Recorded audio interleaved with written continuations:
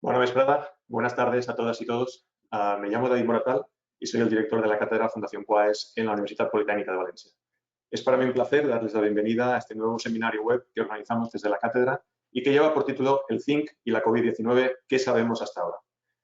Antes de entrar en materia, me gustaría agradecer a la Fundación Quaes y al Grupo Biomédico Astires su constante apuesta por el saber y su reiterado apoyo en la divulgación del conocimiento de excelencia a través de esta cátedra en la Universidad Politécnica de Valencia. Y, por supuesto, quisiera también agradecerles a ustedes su presencia, sin la cual este seminario carecería de sentido. ¿Y qué vamos a aprender en este webinar? Pues en este interesante webinar estudiaremos la bioquímica básica del zinc, su papel en la nutrición y cómo este mineral y otros oligoelementos tienen un impacto importante en nuestro sistema inmunitario. Para ello nos acompañan hoy los doctores Rubén Vicente y Robert Werry.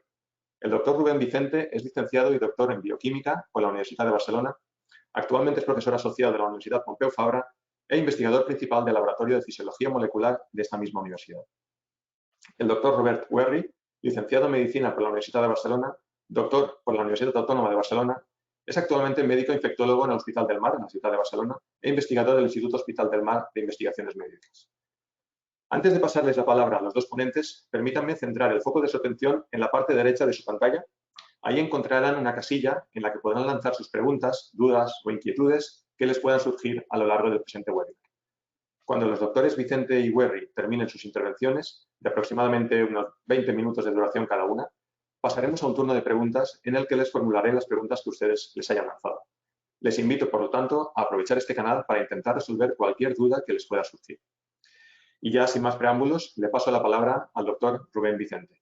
Muchas gracias y espero que les resulte de interés. Rubén, cuando quieras.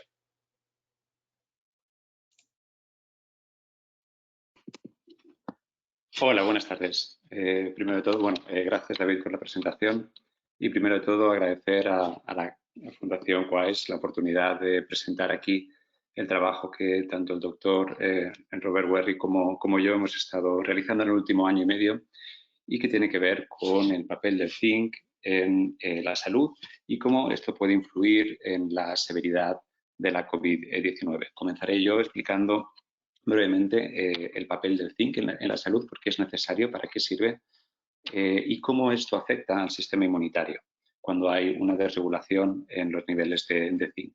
Y después el doctor Werry presentará el trabajo que se ha ido realizando en el Hospital del Mar y cómo la suplementación de zinc se ha visto útil para determinadas enfermedades. Comenzamos primero centrándonos en el zinc. El zinc es un metal, es un elemento que, si nos acordamos de la tabla periódica, cae dentro de los metales de transición. Este elemento tiene el número atómico 30 y en la naturaleza es más o menos abundante, no es un metal escaso. De hecho, en las distintas civilizaciones se ha utilizado por su maleabilidad para fabricar herramientas, normalmente con aleaciones con el cobre, formando lo que es el latón, y aquí como ejemplo pues una trompeta.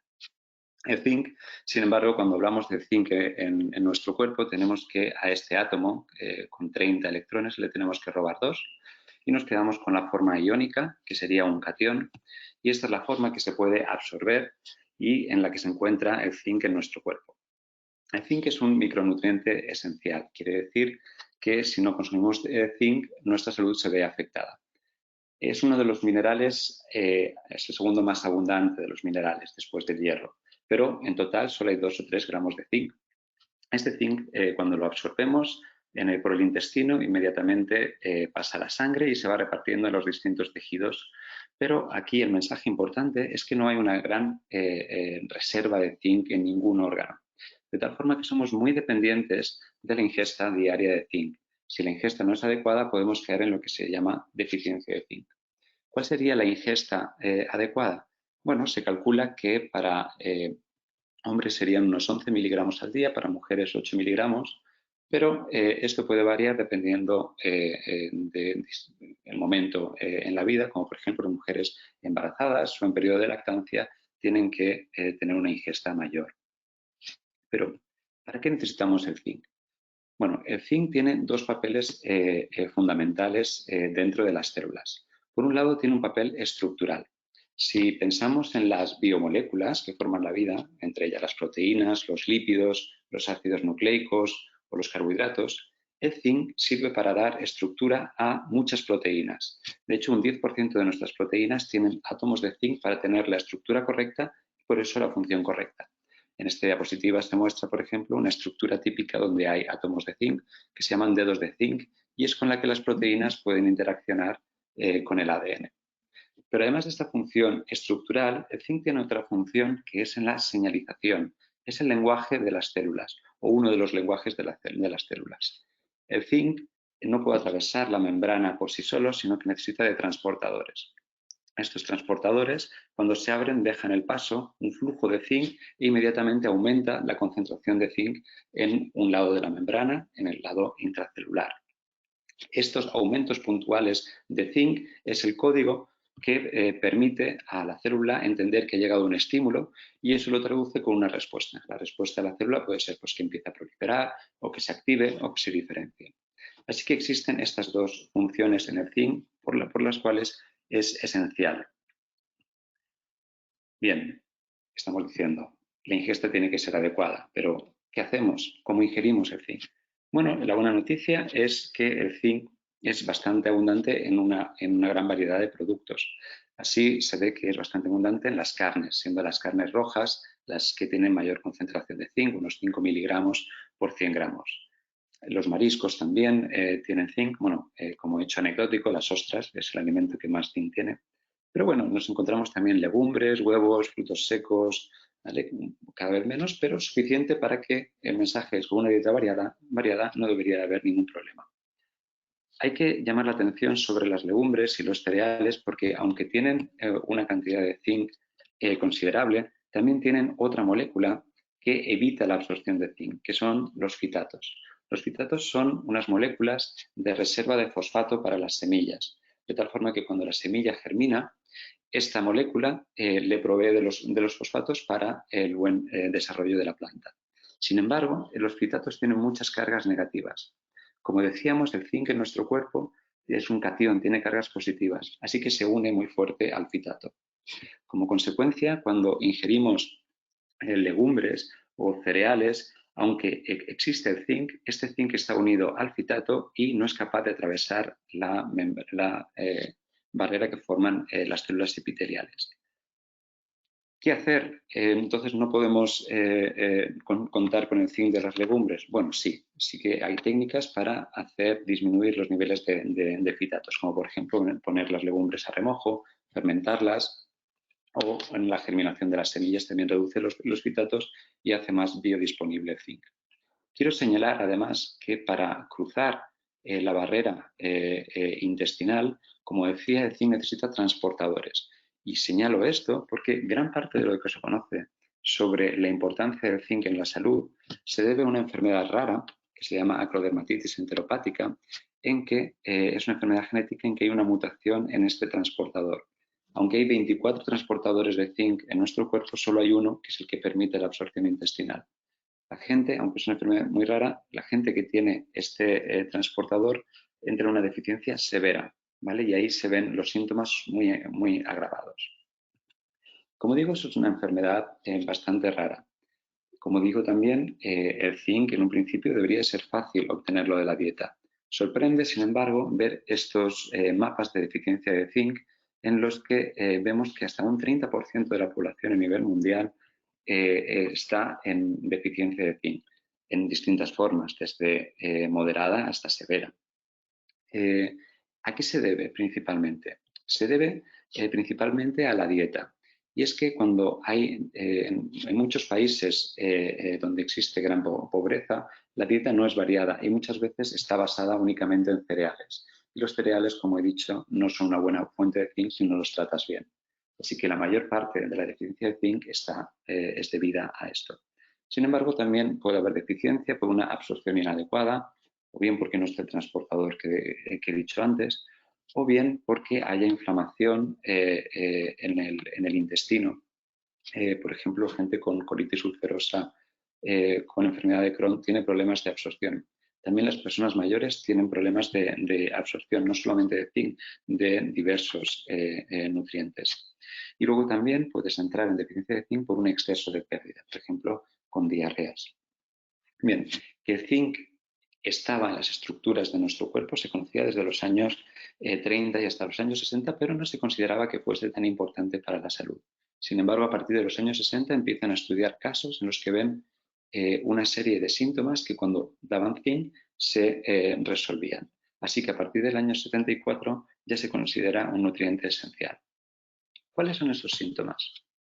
Bueno, aquí voy a hablar de los distintos síntomas, pero como digo, el zinc puede tener, la deficiencia puede ser leve, moderada o severa. Estos síntomas tendrán esa manifestación más grave o menos grave dependiendo del grado de deficiencia. Podemos hablar de problemas en la piel, ¿vale? Dermatitis. Cuando existe deficiencia de zinc, hay dermatitis que pueden ser muy severas. Mala cicatrización. En la cicatrización estás generando estructuras y gran parte de los que participan en la cicatrización es el sistema inmunitario que, como veremos, depende mucho del zinc. Así que cuando hay deficiencia de zinc tienes este problema. Alopecia, quizá esto es lo más famoso. La deficiencia de zinc está asociada con la pérdida de cabello. Infecciones recurrentes, y esto es lo más grave, ¿vale? Incluso una deficiencia leve de zinc puede promover la aparición de más infecciones y la severidad de estas. De hecho, se considera que un 4% de la mortalidad infantil es debido al aumento de infecciones por deficiencia de zinc. Baja estatura. Si estás en deficiencia de zinc desde la adolescencia, el crecimiento se ve limitado porque, por supuesto, el zinc es necesario para generar estructuras, pero también porque la hormona de crecimiento actúa en parte a través del zinc. Inmadurez sexual. Las hormonas sexuales, los niveles adecuados de hormonas sexuales dependen de los niveles de zinc. Se ve que en las personas con deficiencia moderada y severa, pues se tarda en llegar a la madurez sexual y si ocurre cuando eres ya mayor, pues está relacionado, por ejemplo, con problemas en la menstruación y con impotencia en los hombres. Alteraciones emocionales. La deficiencia de zinc está asociada con letargia. Por ejemplo, es necesario el zinc para un correcto funcionamiento del sistema nervioso. Fotofobia. Es incluso una deficiencia ligera de zinc, puedes tener problemas de visión, incluso la visión nocturna, ¿no? Cuando no puedes ver bien por la noche. Y, por supuesto, malformaciones fetales, cuando las mujeres embarazadas tienen deficiencia. Como digo, todo esto es más o menos grave dependiendo del grado de deficiencia. Bien, ¿cómo se diagnostica? Bueno, pues en base a una serie de manifestaciones, pues el médico puede preguntar por un análisis de sangre para ver cuáles son los niveles en sangre, ¿vale? Existe un rango de normalidad que sería de unos 75 a 100 microgramos de cilitro, pero también es cierto que a veces la concentración de sangre puede fluctuar mucho porque está sometido a muchas regulaciones y hay veces que se mide en el cabello, el zinc.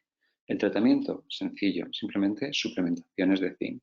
Incluso cuando no existe el transportador que comentaba y no puedes tener una absorción, en esos casos una suplementación muy grande de zinc es capaz de devolver la normalidad al individuo, ¿vale? Así que en un principio es sencillo. Pero cuidado, no podemos estar siempre con una suplementación de zinc. ¿Por qué? Porque suplementar con mucho zinc durante mucho tiempo puede provocar deficiencias, por ejemplo, en el cobre, porque compiten por los mismos transportadores. Bien, ahora quiero centrar el discurso en el impacto que tiene el zinc sobre el sistema inmunitario. Como hemos visto, el zinc afecta a distintos niveles a nuestra salud, pero en el sistema inmunitario es muy patente su dependencia de unos niveles adecuados de zinc. Vamos a separar el sistema inmunitario en la inmunidad, en la que se conoce como innata, que es esa inmunidad que hace frente de primeras al patógeno que entra, pero que no es capaz de distinguir finamente entre un tipo de virus o un tipo de bacteria, sino a grandes rasgos. ¿A quién tenemos aquí? Pues a los macrófagos, neutrófilos, que intentan comerse al patógeno, a los eosinófilos, a los mastocitos, ¿vale? Esta sería la inmunidad innata. Y luego lo que se conoce como inmunidad adaptativa. Y es una inmunidad que existe en nuestro cuerpo que se adapta específicamente al patógeno. ¿Por qué? Porque los patógenos van evolucionando y van intentando escaparse de la inmunidad innata. Sin embargo, la inmunidad innata, en cuanto coge uno, se lo presenta a la inmunidad adaptativa y le dice, ¿reconoces esto?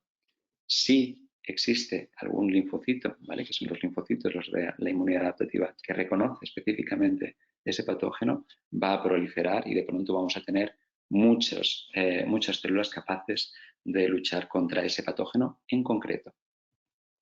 El zinc es fundamental para el correcto funcionamiento tanto de la inmunidad adaptativa como endógena.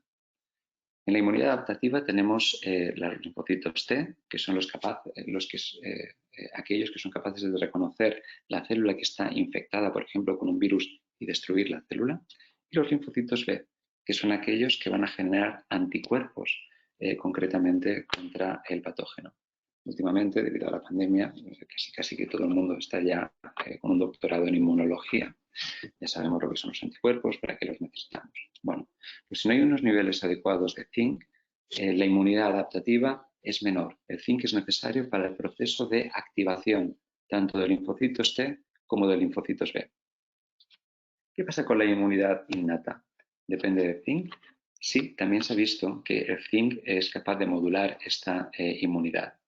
Como digo, esta inmunidad, la inmunidad innata, cuando está en reposo y se encuentra un patógeno, intenta comérselo y empieza a liberar moléculas señalizadoras que se llaman citoquinas, que lo que van a hacer es atraer a más células del sistema inmunitario e intentar destruir también ese patógeno. Bien, cuando no hay unos niveles de zinc adecuados, esta liberación de citoquinas es excesiva, ¿vale? Cuando normalmente se activa la inmunidad innata, se genera una pequeña inflamación que tiene lo que se ve es el dolor, rubor, calor, típico de la inflamación. Cuando es excesiva, esa inflamación es exagerada y puede incluso hacer daño al propio individuo. La deficiencia de zinc promueve la inflamación exacerbada y se ve que en individuos con una deficiencia de zinc, por ejemplo, los niveles de TNF-alfa, interleuquina beta, interleuquina 6 o especies radicales de oxígeno están más elevadas de lo normal. De hecho, existe un bucle perverso entre el zinc y la inflamación. La deficiencia de zinc, como digo, promueve respuestas exacerbadas, que se liberen más citoquinas. Y estas citoquinas, además, señalizan para que el cuerpo meta el zinc dentro de las células y no esté en el plasma. Al haber menos zinc, el sistema inmunitario va a actuar aún con más fuerza y eso va a liberar más citoquinas, por lo cual es un bucle de retroalimentación bastante perverso y muchas veces esto, el exceso de inflamación, debido a muchos factores, es lo que acaba produciendo el mayor daño a una persona enferma. Y en el caso de la COVID se sabe que la tormenta de citoquinas es una de las causas de la alta mortalidad. Otro aspecto importante del zinc es su papel como agente antiviral.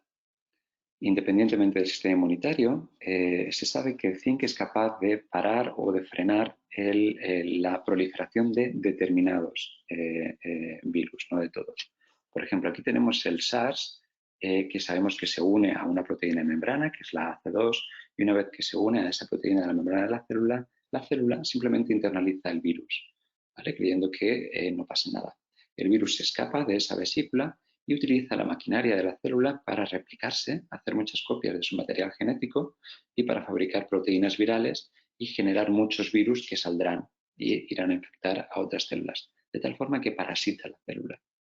Bueno, pues lo que se ha visto es que el zinc, una entrada masiva de zinc para ese fenómeno de replicación viral. Y eso se ha visto con distintos tipos de virus, de la familia del coronavirus. De hecho, con el coronavirus del anterior SARS, aquel del 2002, se veía que una entrada masiva de zinc bloqueaba al virus, con otros virus como el rinovirus, como el herpes, la hepatitis. De ahí que se haya intentado estudiar el posible uso del zinc y moléculas que permitan una entrada masiva de zinc para parar a este virus, el SARS-CoV-2. Así que cuando se dio el brote, cuando comenzó la epidemia, cuando pasó a pandemia, habían distintos puntos que hacían interesante estudiar la posibilidad de que el zinc estuviese afectando la severidad de la COVID-19. Por un lado, que el segmento de población con mayor severidad de COVID-19 es el de mayor riesgo de tener deficiencia de zinc. Independientemente de en qué país estés, la gente mayor, un 20% de ellos tienen deficiencia de zinc. Por otro lado, la mayor inflamación descrita en pacientes graves de COVID-19 puede ser potenciada por la deficiencia en zinc. Una peor respuesta de nuestro sistema inmune, que no sea capaz de acabar con el virus, puede ser causado por la deficiencia de zinc, porque los linfocitos T o los linfocitos B no funcionan correctamente. Y luego también era interesante, ¿no?, el efecto del zinc que tiene para algunos virus y en concreto para el SARS-CoV-1. Por eso, tanto el doctor Werrich como la doctora Juana Díaz como yo, estamos en la Universidad Pompeu Fabra y el Hospital del Mar, decidimos que queríamos investigar esta posible relación. Uno de los experimentos que estuvimos haciendo era justamente ver si, al igual que ocurría con el anterior SARS, con este SARS-CoV-2, el zinc de alguna forma tenía algún efecto para bloquear su replicación. Lo que hicimos fue cultivar células con distintos niveles de zinc, muy poco zinc, un zinc normal y un zinc excesivo, y las infectamos con este virus, con el SARS-CoV-2. Y esperamos 2 días y leímos cuántas copias de virus había. Y lo que vimos es que cuando hay menos zinc es cuando el virus se encuentra más cómodo para replicarse. De alguna forma nos estaba diciendo que los niveles, la deficiencia en zinc podría de alguna forma agravar, facilitar que el virus se replicase en nuestro organismo. El resto del estudio lo explicará el doctor Werrich, como he dicho antes, y además explicará los posibles beneficios de la suplementación de zinc para algunas enfermedades. Entre ellas, creemos que podría ser la COVID. Muchas gracias.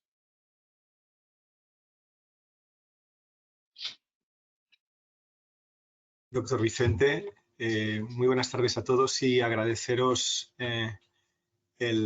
el tiempo en la hora de la siesta y sobre todo agradecer a la Fundación Quaes la invitación a la organización de este foro, en el que creo que puede resultar interesante hablar sobre lo que podría ser algo parecido al bálsamo de Fierabras, que es el zinc y el rol que puede tener el zinc no solamente en la infección respiratoria por SARS-CoV-2, sino en otras entidades, como ya se ha visto, que realmente puede tener un papel.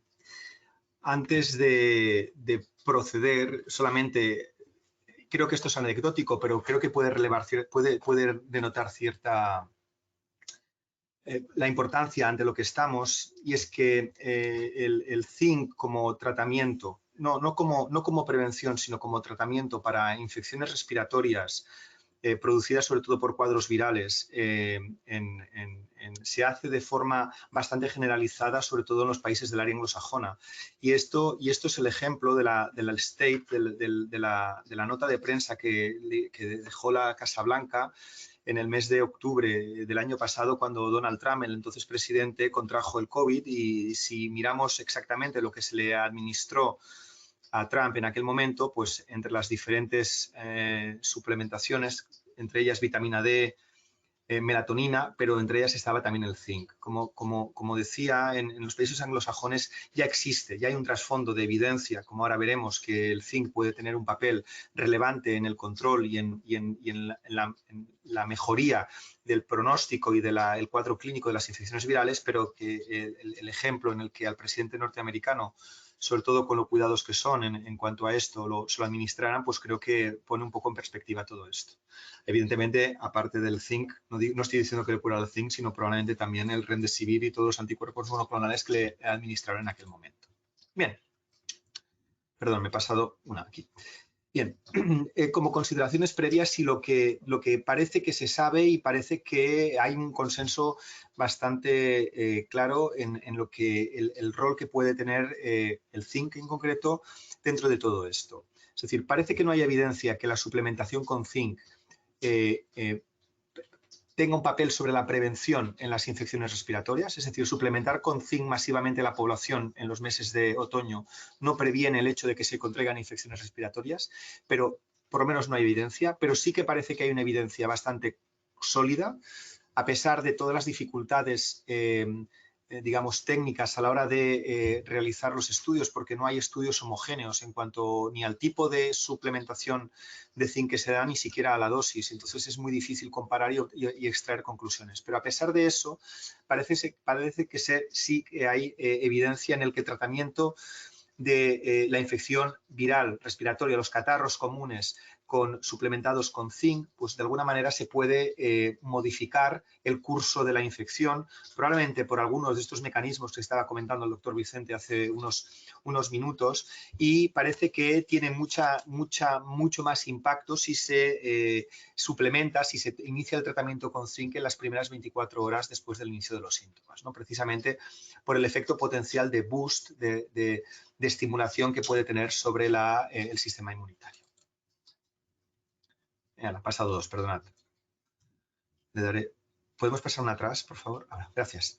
Bien, como comentaba hasta ahora, tenemos la evidencia que se ha ido generando en todo esto ha sido basada en base a, por un lado, estudios observacionales, es decir, de hecho, como el que nosotros hicimos en el Hospital del Mar en aquel momento, en el que de alguna manera tratamos de correlacionar los niveles plasmáticos de zinc con un determinado resultado clínico. Por otro lado, también reportes de casos, es decir, un poco en base al hecho de que tener un zinc más o menos bajo, más o menos alto, puede tener un determinado pronóstico. Pero esto evidentemente, o el hecho de suplementar, pero esto evidentemente tiene la limitación que comentaba hace unos minutos, hace unos segundos, que realmente el hecho de no controlamos, ni siquiera controlamos el ritmo que puede llevar el nivel de zinc y cuando un nivel de zinc es un nivel que se considera patológico, ¿no? Por tanto, ante eso tenemos un desconocimiento y precisamente por la variabilidad de los niveles plasmáticos de zinc. Dentro de las diferentes infecciones, sobre todo de origen viral, en las que se ha intentado implementar la suplementación con zinc como parte del tratamiento, hay dos grandes grupos en los que parece que hay evidencia que puede indicar que tiene algún efecto, y uno de ellos son los síndromes diarreicos, las diarreas, sobre todo de diarreas de origen viral en las que hay varios ensayos aleatorizados en los que en contextos en los que potencialmente los niveles de zinc de la población, a pesar de que estos mismos estudios no revelan, porque son estudios observacionales, no revelan cuál es el estado basal de zinc, pero parece ser que administrar zinc en pacientes con síndrome diarreico en edad pediátrica y que pueden estar más o menos con una nutrición más o menos controlada, pues parece que disminuye la incidencia de la infección y además disminuye el curso de la infección, disminuyendo la duración del cuadro clínico, reduciendo además la pérdida acuosa, por tanto el riesgo potencial de deshidratación, es decir, que en última instancia puede tener un efecto beneficioso en el resultado final del episodio diarreico. De hecho, la OMS auspició un gran estudio con suplementación con zinc en el que para pacientes o para personas con cuadros diarreicos graves en los que se iniciaba suplementación oral con un suero de suplementación, digamos, cuya formulación controlaba la propia OMS, se hizo un estudio comparando el dar el suero solamente, el suero más zinc aparte y el suero más el zinc solo.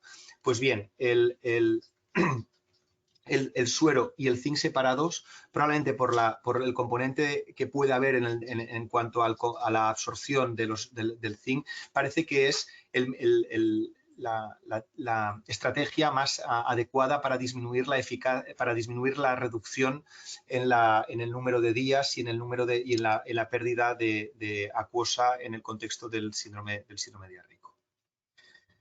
Otra gran entidad, y quizás es la que más nos ocupa ahora, es la suplementación con zinc en las infecciones respiratorias. De hecho, hay varios ensayos, como comentaba al principio, hubo intentos en los que en países como India o Bangladesh, en las que ya y en Irán, en el que se intentaron hacer estudios en el que suplementando con zinc a la población, ver si había una disminución significativa de la incidencia, es decir, del número de infecciones, no de la gravedad de las mismas, sino que realmente el número de infecciones. Parece que en esto no se demostró nada, pero en esos mismos países en los que se hizo además una intervención, como el estudio que comentamos en Bangladesh o en India, en el que se hacía una suplementación con zinc en las escuelas, en los niños que estaban enfermos, lo que se vio es que había una reducción en las formas graves de la infección respiratoria, sobre todo en las formas de neumonía, y además el tiempo hasta la mejoría clínica, hasta la recuperación, era significativamente inferior. Por tanto, parece que sí que había un impacto, sí que hay un impacto en esto. Sin embargo, el gran problema que hay, sobre todo en cuanto a esos estudios, es el hecho de que podamos comparar las diferentes presentaciones y las diferentes formas de zinc que se dan. Como bien comentaba el doctor Vicente, la presentación y, por tanto, la forma en la que administremos el zinc intervendrá en la absorción y, sobre todo, en la biodisponibilidad del mismo a nivel de los tejidos. Y esto va a tener repercusión. Al final, lo que se trata es de intentar garantizar un nivel de zinc, una suplementación de zinc de más de 75 miligramos de zinc elemento al día. Y ese es el punto, y ese es el dato extraído a través de un trabajo que es un metaanálisis que incluyó incluyó 7 estudios en los que se incluyeron a más de 570 pacientes, en los que de alguna manera se comparaban las diferentes fórmulas de presentación de zinc en forma de acetato de zinc o gluconato de zinc, y se intentó de alguna manera categorizar y ver cuál era el impacto que tenía esto sobre la infección respiratoria. La variación, la importancia de esto, como decía, es un tema de biodisponibilidad. La forma en la cómo se administra el preparado permitirá que el zinc llegue en más o menos cantidad a los diferentes tejidos, sobre los tejidos, por ejemplo, en la orofaringe, que es donde tiene que hacer efecto. Además, la forma de presentación, es decir, la forma del compuesto, permitirá liberar más o menos cantidad de zinc y, por tanto, esto dificulta de alguna manera, y nosotros mismos que estamos tratando de desarrollar un ensayo clínico en el que queremos suplementar con zinc, lo que es difícil encontrar el punto punto en el que o la cantidad de zinc que tenemos que administrar. Este es el resultado del metaanálisis. Muy brevemente, básicamente dividía dos grandes grupos, el grupo que tenía acetato de zinc y tenía gluconato de zinc. Si se fijan en las gráficas, en la parte de arriba, en las gráficas, ven que los intervalos de confianza están siempre en el rango en el que favorece el uso de zinc. Por tanto, parece que en los dos estudios, excepto en este estudio de Turner del año 2000, en el resto, todos los estudios parece que se favorece la utilización de suplementación de zinc para prevenir, para mejorar el pronóstico en la infección respiratoria. El análisis global del mismo parece que evidentemente favorece la utilización de zinc. En cuanto a cuál de las dos presentaciones, si el gluconato o el acetato es mejor, en las cajitas, aquí tienen representado cuánto es la reducción en la duración de los síntomas y el intervalo de confianza de los mismos. Y si se fijan en las cajitas negras y las negras es el acetato de zinc, las blancas es el gluconato de zinc. Pues bien, a menores dosis parece que el acetato de zinc parece que tiene una mayor reducción de los días con sintomatología respiratoria. Y eso nos mueve al siguiente punto, que es un poco el planteamiento que nosotros hicimos junto con el doctor Vicente y la profesora Juana Díez sobre el qué impacto podía estar teniendo, no la suplementación, porque no estábamos en ese punto, sino los niveles de zinc en el pronóstico y en el curso, en la evolución de la infección por SARS-CoV-2. Esta es para que vieran un poco la situación que se vivió en nuestro hospital, en el Hospital del Mar, en marzo del año pasado, el gran pico de ingresos que tuvimos en un periodo muy recortado de tiempo, y el análisis inicial de los pacientes que nosotros obtuvimos los realizamos precisamente durante esta primera ola. Lo que hicimos fue reclutar a 247 pacientes o identificar a 247 pacientes en los que de forma sistemática en el momento del ingreso, en la primera analítica que se le hacía al paciente cuando llegaba al hospital, se le realizó una extracción con diferentes parámetros inflamatorios que estaban ya protocolizados, pero también con unos niveles plasmáticos de zinc basales, es decir, en ayunas y a primera hora de la mañana.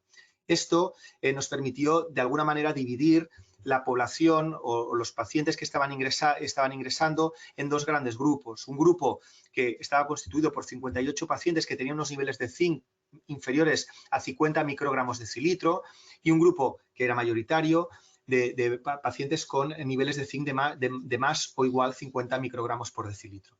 No había grandes diferencias en cuanto a la edad ni en cuanto a la composición entre los dos grupos.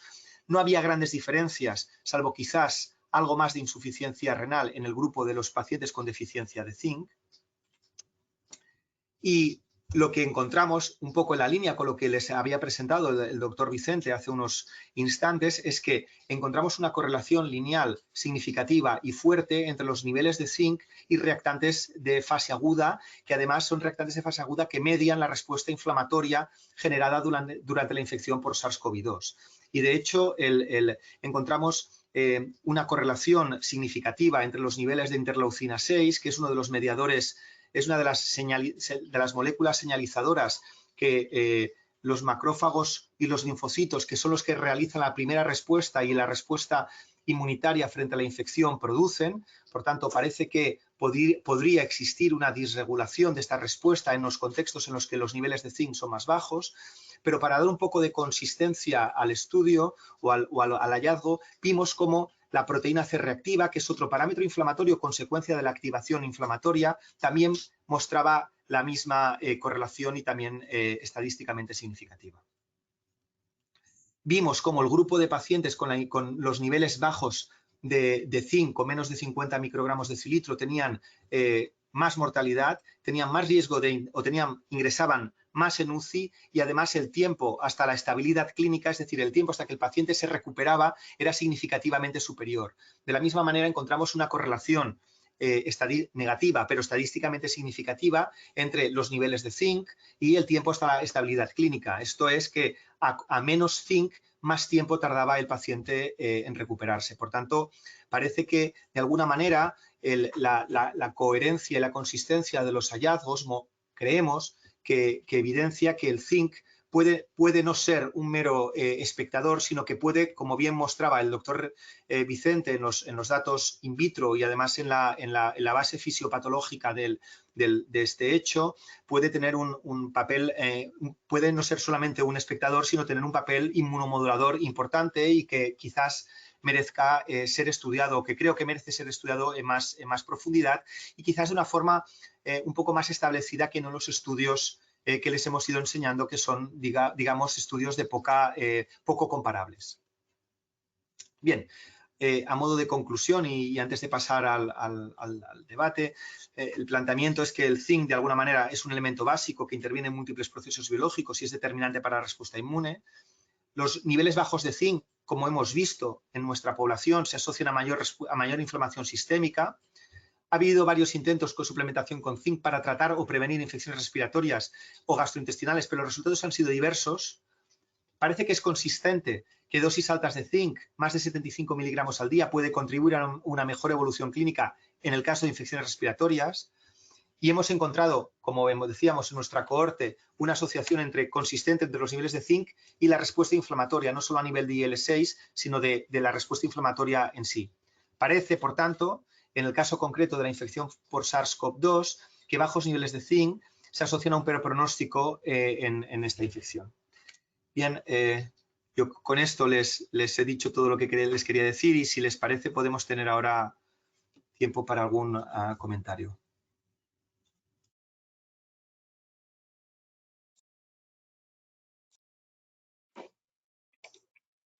Muy bien, muchas gracias Rubén. Robert, un trabajo muy chulo, muy interesante y vamos, me consta que habéis tenido una repercusión muy importante en los medios de comunicación y vamos, y muy bien expuesto. He ido recopilando algunas preguntas que han aparecido en el chat y bueno, pero bueno, y la primera, que esta es mía, la pregunta es ¿por qué el zinc? ¿No? Es decir, lo que pasa es que esto lo habéis respondido ya al principio, en las hipótesis que habéis planteado al principio en el trabajo. Y entonces mi segunda pregunta es, ¿existe alguna correlación con la suplementación de otro tipo de oligoelementos o vitamina C, vitamina D3 y cuadros clínicos, mejoras en los cuadros clínicos sea de COVID o de otro tipo de infecciones virales? ¿Os consta? Rubén, ¿quieres decir algo yo? Bueno, yo creo que Roberto tiene la base más clínica. Existen estudios, se han hecho otro tipo de aproximaciones, tal como comentas, David, con vitamina C, vitamina D, con selenio.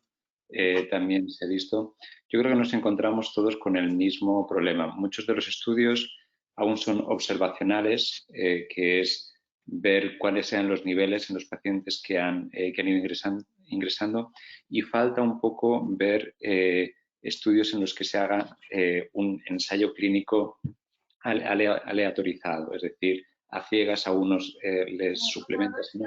Y ver realmente qué es lo efectivo o no. Sí que algunos, la vitamina D ha sonado bastante, el selenio había indicios, pero nosotros no lo vimos, al menos en el Hospital del Mar, pero falta tiempo para generar realmente estudios un poco más sólidos. Roberto, ¿cómo lo ves tú? Sí, de hecho, hay un estudio reciente, de hecho es un estudio randomizado clínico bastante bien hecho que han publicado en JAMA, la Open Network y tal, en el que te digo, era un randomizado y aleatorizado y además ciego, en el que se suplementaba con la vitamina C más zinc, y parece que encontraron que no encontraron un impacto en el pronóstico. Esto por un lado. Por otro lado, y esto simultáneamente y también durante la primera ola en nuestro hospital, se hizo una intervención no claramente en forma de ensayo clínico aleatorizado, pero sí que se suplementó de forma más o menos al azar a algunos pacientes con vitamina D de forma aguda, es decir, de forma intensa durante los 3 primeros días del ingreso. Esto es un trabajo que está, la aceptación de la publicación es de ayer, entonces yo creo que ya se puede hacer, y nosotros encontramos que efectivamente suplementando, por ejemplo, con vitamina D, había una reducción muy significativa de la mortalidad, y esto es algo que parece que puede haber también. Nuevamente, un poco enlazando con lo que decía Rubén, tanto el zinc, que yo creo que está claro que tiene un sustrato fisiopatológico en el que hay, o fisiológico, en el que hay una modulación o una intervención en procesos, digamos, de inmunomodulación, la vitamina D tiene un rol parecido. Por tanto, yo creo que en los dos casos hay entidad como para pensar en el que bueno, puede haber una razón para hacerlo. Bien, muchas gracias. A ver, hay una pregunta. Silvia nos dice que, bueno, viene a explicarnos, bueno, es principalmente vegetariana, y has comentado, Rubén, al principio que uno de los mayores aportes de zinc viene por la carne roja, y comenta si debería suplementarse con zinc o si está teniendo un déficit de zinc por su tipo de dieta, ¿no? Y eso también un poco me enlaza en cómo podemos saber, la población en general, si tenemos un déficit de zinc más allá de haciéndonos una analítica específica. ¿Hay algún indicador más allá de la alopecia, ¿no? Que algunos empezamos a sufrirla por el tema de la edad principalmente también, ¿no? Pero sí, exacto, Roberto, a lo mejor no es el mejor ejemplo, ¿no? Entonces, ¿hay algún otro indicador que nos pueda hacer creer que tenemos un déficit de zinc? O si tenemos una dieta variada, y Silvia, en este caso que es vegetariana, con una dieta variada debería estar tranquila y considerar que sus niveles de zinc son adecuados.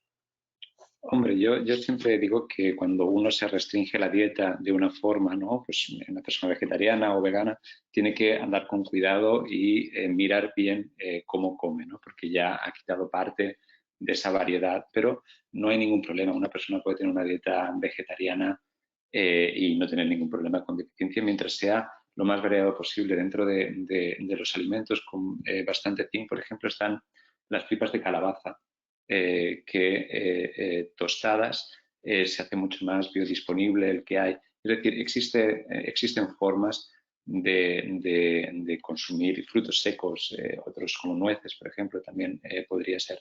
Existen formas, sin entrar a comer carne, los huevos, en que no debería haber un problema. Ahora, hay mucha gente que tiene dietas vegetarianas o veganas, pero además no cuida ni siquiera la variedad, ¿no? Y ahí hay que ir hay que ser más cauto. Y yo creo, aquí Roberto me puede corregir, pero yo creo que una persona pues, que tiene problemas a lo mejor de constipados recurrentes o que se nota que sus defensas están un poquito más bajas, a lo mejor puede tener problemas en la piel. Bueno, pues hablar con el médico, siempre hablar con el médico y ver, ¿no? Es el médico al final que tiene que, en base a las manifestaciones, decidir, ¿no? Porque el autodiagnóstico muchas veces también está asociado a muchas hipocondrias y es complicado. Roberto, ¿tú cómo lo ves? Exactamente igual, es decir, de entrada creo que es verdad que las infecciones frecuentes, recurrentes pueden ir asociadas a muchas cosas, pero probablemente el déficit de zinc es una de ellas y es una de las cosas que probablemente al final la determinación la acción se tomará en base, pues bueno, a objetivarlo. Por tanto, de entrada, probablemente hacer un cribaje generalizado a todo el mundo de forma no parezca indicado, porque asumiendo que tienes una dieta variada en nuestro entorno, parece que esto es menos frecuente que no, por ejemplo, en países donde se han hecho estudios de suplementación para el tratamiento de las infecciones respiratorias, ya sea India, Nepal, Bangladesh, Irán, ¿no? Es decir, que probablemente allí puede haber un componente nutricional o de aporte nutricional más importante. Yo creo que en nuestro entorno esto es menos, pero como bien decíais, si se identifica alguna potencial síntoma, esto puede entrar dentro de un signo, esto puede entrar dentro del diagnóstico diferencial y es algo tan sencillo como hacer una medida, que no hay mucho más. En relación a eso, Marc nos pregunta, ¿esa medida es una analítica de sangre en la que se busca el zinc en concreto, específica? Porque no me suena a mí la última analítica de sangre que me han hecho en el trabajo que aparezca el zinc. Entonces hay que pedírselo al médico. Claro, sí, eso es verdad, que no es, de hecho, nosotros cuando lo quisimos incluir como medida de forma generalizada a los pacientes que ingresaban por COVID, no es una técnica no es una medida que se solicita habitualmente. Por tanto, hay que pedirla, hay que ir a buscarla específicamente, no están los perfiles generales. Por tanto, es un poco lo que comentaba Rubén, ¿no? Si hay unos síntomas o unos signos que pueden, ¿no? Pues eso, catarros frecuentes, algún trastorno en la piel, alopecia, etcétera, etcétera, que dentro de los diferentes diagnósticos, que evidentemente no solamente será esto, puede haber componentes hormonales del tipo que sea, pero dentro del diagnóstico diferencial, una de las cosas que hay que pensar es que pueda ser esto. Y a veces, y un poco, esto enlaza un poco con esto, yo hasta que no entré en contacto con Rubén y con Juana, el zinc pues era algo muy exótico, lo digo como médico, que es decir, que yo en la consulta pues titular o hacer un nivel de zinc probablemente no lo había hecho nunca. Es decir, y no es, creo que, o sea, que no es algo habitual y no creo que es algo que se vaya a pedir de forma muy proactiva. Vale. O sea, que hay que solicitarlo. Pregunta Carmen, ¿puede tener una deficiencia de zinc una persona con síndrome de Sjögren? Desconozco el síndrome. Yo no... Es el síndrome seco. Es una enfermedad inflamatoria de infiltración linfocitaria para algunas glándulas. En principio, Rubén, y esto creo que tú lo sabes, algunas enfermedades inflamatorias, sobre todo a nivel intestinal además, y que se asocian a déficit de zinc, el Sjögren de por sí no afecta a la mucosa intestinal de entrada. No sé si a partir de ahí... Pero no, desconozco realmente cómo va esta enfermedad, pero sí que es cierto que en cuanto hay las enfermedades inflamatorias de distinta índole, en cuanto hay marcadores inflamatorios en sangre, sí que estás más en riesgo a tener deficiencia en zinc. Existen bastantes evidencias, ¿no?, que enfermedades inflamatorias crónicas pueden cursar con una deficiencia en zinc, porque muchas veces incluso afectan a uno de los pocos zonas donde puede acumularse más, que es en el hígado, e incluso se va perdiendo ese pequeño reservorio que hay. Pero bueno, desconozco la enfermedad. Vale, muchas gracias. Marc pregunta, ¿hay gente que lleva más de un año con problemas por COVID? ¿Pensáis que los que sufren COVID persistente puede ser debido a bajos niveles de zinc? ¿Suplementando con zinc, creéis que se solucionaría este problema? Es una pregunta muy interesante y de hecho con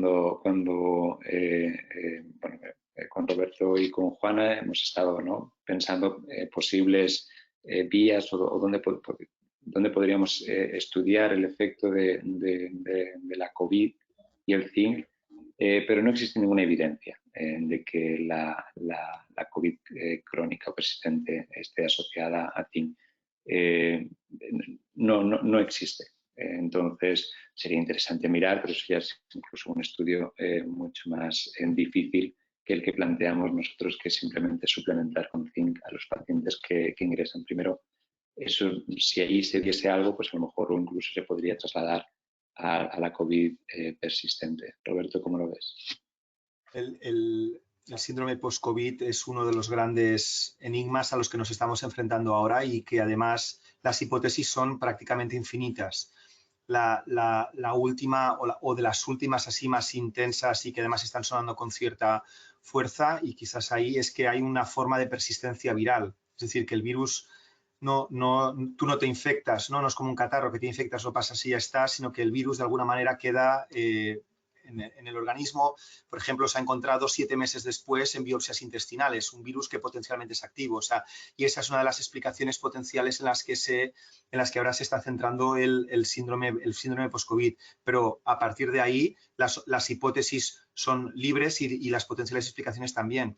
Es probablemente una vía a estudiar, lo que pasa que la logística y para estudiar y demostrar eso es muy, muy compleja. Vale. Hay varias preguntas también, bueno, entiendo que relacionadas con el momento en el que estamos en plena época de vacunación. Los más mayores ya han pasado la vacunación, estamos ahora en la época, los de edad intermedia estamos ahí. ¿Hay algún tipo de incompatibilidad o competencia con el tema de la vacuna, suplementación de zinc, de otro tipo de oligoelementos? ¿Os consta que hay algún tipo de problemas relacionados con? Hay estudios en los que se suplementaba en distintas vacunas, ahora no recuerdo en qué campañas de vacunación, se probaba a suplementar a la vez con zinc para ver si la respuesta era mejor o peor.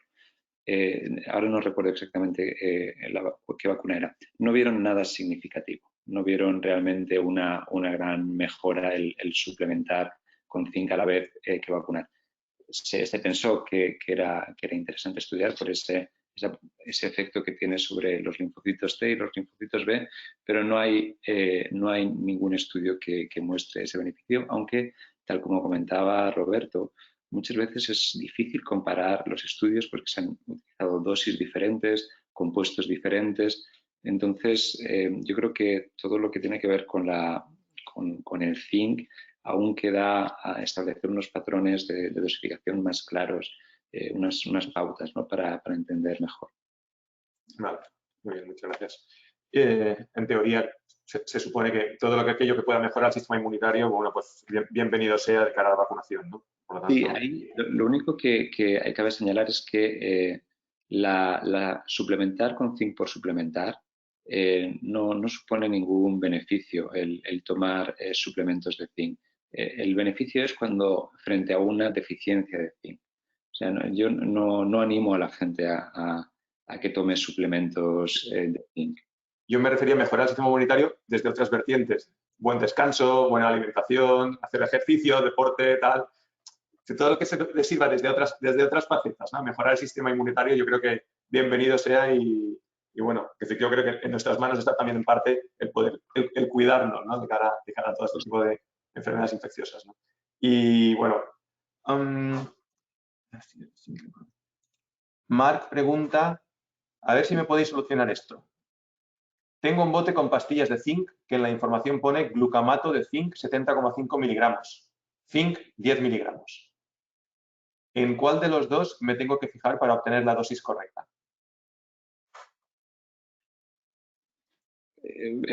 Roberto, ¿quieres contestar? Bueno, es el elemental y el formulación, ¿no? Claro. De hecho, la dosis de zinc que hablábamos nosotros era de zinc elemento. Cuando hablamos los puntos de corte que hacen los estudios es de zinc elemento. Tienes el que es... Zinc 10 miligramos, ¿no? No glucamato de zinc 70 miligramos, ¿no? Eso es glucamato de zinc 70 miligramos, que ese es el compuesto, pero el zinc, lo que hay que fijarse es en el zinc elemento. Vale.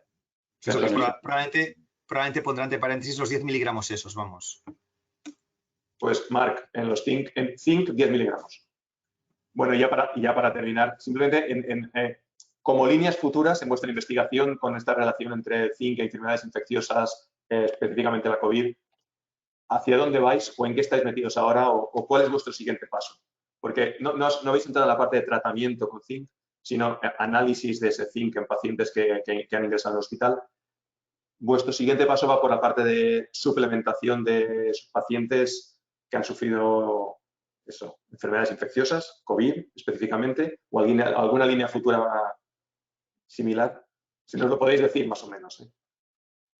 Creo que es interesante, es un campo muy interesante. Sí, sí, bueno, de hecho, junto con Roberto y Juana hemos ido pidiendo ayudas para seguir con esta vía, y una de las vertientes la está haciendo Roberto junto con su colaboradora Silvia en el Hospital del Mar, y es un ensayo clínico en el que se suplementa con zinc a los pacientes que ingresan con COVID. De ahí queremos no solamente ver el impacto sobre cómo desarrollan, ¿no? la enfermedad, si se acorta, si mejoran los síntomas. También nos gustaría ver un poco la respuesta inmunitaria para entender un poquito más a nivel del sistema inmune cómo está ocurriendo. Y con la doctora Juana Díaz lo que estábamos, queríamos también seguir un poco con la potencia del zinc ya de por sí solo como antiviral, y ver otras moléculas, porque una de las veces, bueno, al principio se creía que la cloroquina, la famosa cloroquina, ayudaba a entrar al zinc dentro de las células. Nosotros demostramos que no, pero existen otras moléculas que ayudan a entrar el zinc a la célula, y ver también, explorar la posibilidad del zinc como antiviral. O sea, esas tres patas son las que nos gustaría continuar, y Roberto en el Hospital del Mar con Silvia están en ello, ¿no, Roberto? Yo creo que esa parte tenemos un ensayo clínico ya en marcha, randomizado, en el que estamos incluyendo desde hace ya 3 semanas, después de todos los permisos con el Comité de Ética y demás, pacientes. Llevamos 10 o 12 pacientes ya incluidos en pacientes en la fase aguda de la infección por SARS-CoV-2, en los que se está suplementando con zinc, y en el estudio en colaboración con el laboratorio de Rubén y demás, un poco con la idea de, pues, no solamente valorar la vertiente clínica, sino eso, la parte de la respuesta inmunológica, dentro del cambio inmunológico dentro de todo esto. Muy bien, pues muchos ánimos, muchos ánimos. Bueno, pues muchísimas gracias, Robert, muchísimas gracias, Rubén, y muchísimas gracias a todos los asistentes. Creo que es un seminario muy interesante, y lo dejamos aquí. Queda abierto, si a alguien le quedan más preguntas, nos pueden hacer llegar las preguntas a la Fundación QAES, que intentaremos remitirlas al doctor Vicente Iwerri. Y nada, muchísimas gracias a todos. Cuídense de todos mucho, cuidaos mucho y buenas tardes. Nos vemos. Gracias. Hasta luego. Buenas tardes. Muchas gracias. Hasta luego.